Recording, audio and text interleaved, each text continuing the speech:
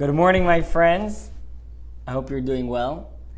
Today we're going to be learning the second to last chapter in the laws of idolatry, chapter 11 of the laws of idol worship, where the Rambam is going to be telling us actually a very fundamental law, where he says and explains how we're not allowed to follow the ways and the styles of idol worshippers. And there are many mitzvahs involved in this. For instance, the mitzvah of having peyot, having side locks, sideburns on our hair, not to cut out, not to cut them off entirely, is part of not following in the ways of those who worship idols, and many other mitzvot in that style. So the Rambam begins off by telling us that we're not allowed to follow in the statutes of the idolaters or resemble them in their lifestyle, in dress, or other things of the like. As it says in the verse, that we're not allowed to follow the statutes of the nations. And as it says in the verse, be careful lest you inquire after them. In other words, we should keep as far away as possible from the styles of those who worship idols, and not to similarize ourselves to them, to make ourselves to looking like that style that they do. And so therefore, in other words, the Rambam says that the same way we are separated from idol worshippers in the way we think and what we believe, in our actions, so similarly also in the way we look and the way we live our life, in the style of what we dress and how we live, it should also be in such a way. So therefore, when a person takes a haircut, as we mentioned, the person takes a haircut, he should not cut his hair in the similar way as the idol worshippers do. One of those ways was to leave the center of their hair growing and to chop off all the sides entirely, to shave it off. That is something which we are not allowed to do. And similarly, we should not wear clothing that is similar to theirs, and build shrines and temples in the style of how they built them. So all of these are included in this that we're not allowed to do. And even if there is a Jewish barber who is giving a haircut to a idol worshiper, which is allowed, he's not allowed to cut off his peyot when it comes down to the area that they usually cut off. He should refrain from doing that. But if you have a Jewish person, this is an interesting law, if you have a Jewish person who has a very important position in a Gentile kingdom, and they had a certain style in the way they all had to cut their hair, so then he would be allowed for that purpose to do it. Now the Rambam continues on in telling us various forms of idol worship which we are not allowed to do, and which are specifically, these ones are spelled out in the Torah. So there is one type of idol worship called, where they would practice soothsaying. So soothsaying, the Rambam says, means that if a person has something that happened to him, a piece of bread fell out of his mouth. So he says, well, because this bread fell out of my mouth, so therefore I will not travel to this place today. Because if I will go there, then it's not going to be good. Or if a fox passed on my right side, and I'll say, well, I won't go out of my door today, because if I were to go out, then I would be deceived or mugged. And similar things like this, if you hear a bird chirping, and therefore you come to a certain conclusion about something else. So these things are all what is called the soothsayer, and this is something which we're not allowed to do. But on the other hand, if a person says that he builds himself a house, and he says, well, the fact that I built myself this house should be a good omen for me, or because I got married, so it's going to be a blessing, and so on, so then that is allowed, because you're not deciding what to do based off what you're seeing or what's happening, but rather you're just taking it as a sign for a positive sign in what you're already doing. So it's not that you're deciding, it's not a decision maker, but rather it's just an encouragement. Similarly, there is an idea when to ask a child, what verse are you learning? And the child says, we're learning this and this verse, and you take that as a sign that for what you're doing is good, and as an encouragement and as a push for it, so that's good. Now there is what's called a diviner, if I read this correctly, which is a person who is performing certain deeds, and they cause him to fall into like a trance, and his mind gets all cleared from all the thoughts, and he predicts the future, so to speak. And he says that this is going to happen, and this will not happen, etc. You should do this, you should not do this. And there are all various ways of how they would do this, by looking into mirrors, or to leaning on a stick and hitting the stick and saying all these words. So that's something which we're not allowed to do. And we're not allowed to be a diviner. We're not allowed to inquire at a diviner, to ask them what's going to happen. And these are both not allowed. Then you have what is called a fortune teller.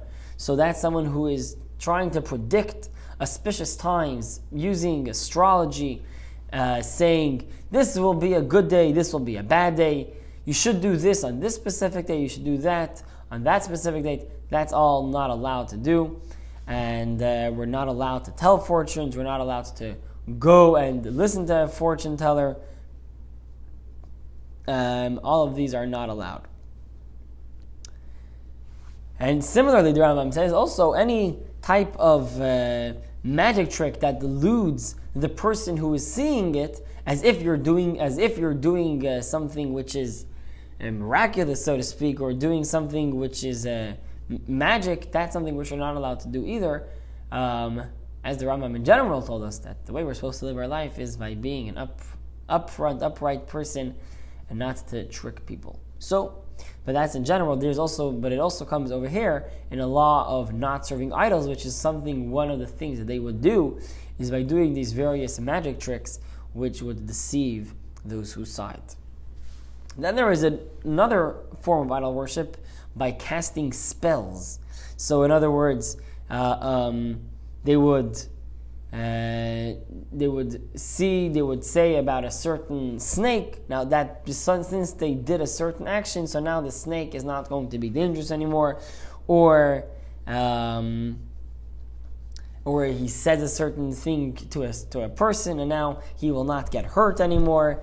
And there are various ways of doing this, either by holding a key and saying some word, or holding a rock. There were various ways of doing this, and all of that are not allowed to be done. And the Rambam says that they have all these various incantations and strange names will not do any harm, nor will they bring any benefit. They are just foolish words. If a person has been bitten by a scorpion or by a snake, it is permitted to recite these incantations, so to speak, if it's going to relax him, if he's going crazy. And he's very scared because we're worried that he's going to lose his mind. So in such a case, if it's saving a person's life, so then this specifically would be allowed for them to do. Now, if a person comes the question, what about reading Tehillim, reading Psalms? A person is sick, we want to read some Psalms for them. That's pretty much saying words and saying, we're going to say these words and it's going to make them healthy. Isn't that incantations? So the Rambam says that it's not, because when we're talking about to use the Torah words as an incantation is something which is not allowed. In other words, if we're doing it in a form of idol worship, that's a terrible thing, and we're not allowed to do that. But if we're using it as a encouragement, as a strength, we're using godliness in order to strengthen a person. We're going to read Psalms, and we're going to that the reading should protect them and save them from difficulties and injury. So then that's something which would be allowed. Then it would not be considered idol worship, as we all know. Then there is another form of idol worship, which is someone who seeks information from the dead, which is a pretty weird thing. But what they would do, they would go into the cemetery and then they would go to sleep in the cemetery, and they would sometimes wear these interesting clothing and maybe bring certain incense sacrifices and burn some stuff over there, and then they would wait that the dead person should come in them in a dream and tell them what's going to happen. So all of that is totally not allowed. And in general, it says in the Torah that we are not allowed to be seeking information from the dead. And the truth is actually it's not something which we bump into every day, but it's to a dead person after they have passed away, we need to give them their rest in heaven, and we should not try to pull their soul back into this world to interact with humans. It's a very painful thing for the soul, and it's something which we're not allowed to do. And also, it is an idea of idol worship. And there are two forms of idol worship that are spelled out in the Torah, which are called Ov and Yidoni, which we have actually mentioned in the past, that any of the Ov and Yidoni, any form of worship to them would not be allowed as well. A sorcerer is not allowed to be. We're not allowed to have any sorcerers. A person who is a sorcerer is supposed to be killed.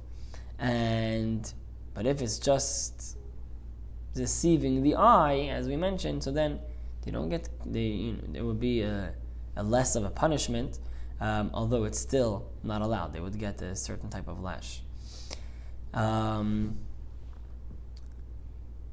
the Rambam finishes off this chapter by saying as follows: that all of these things that we're talking about over here, these are all falsehoods and lies, and we should not.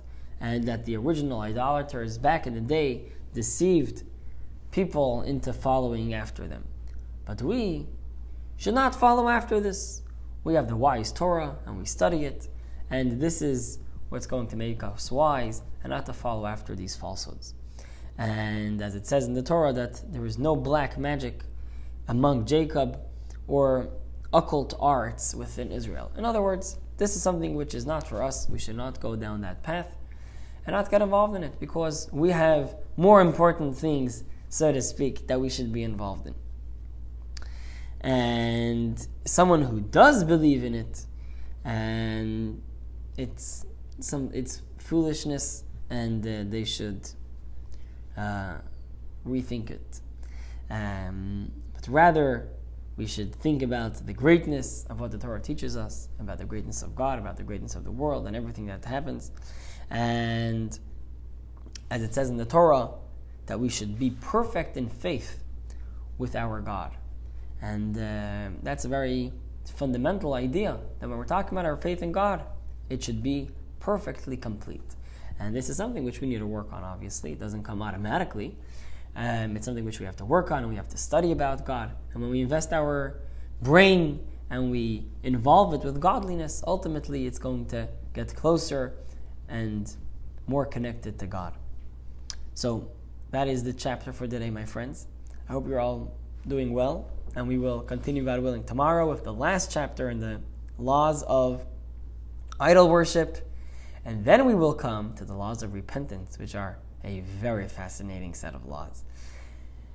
And my friends, we are coming up to the end of the entire book of Mada, of knowledge. It's the first book of the Rambam. We're getting close to the end. In just another 11 days, we're going to be complete. So get ready for a grand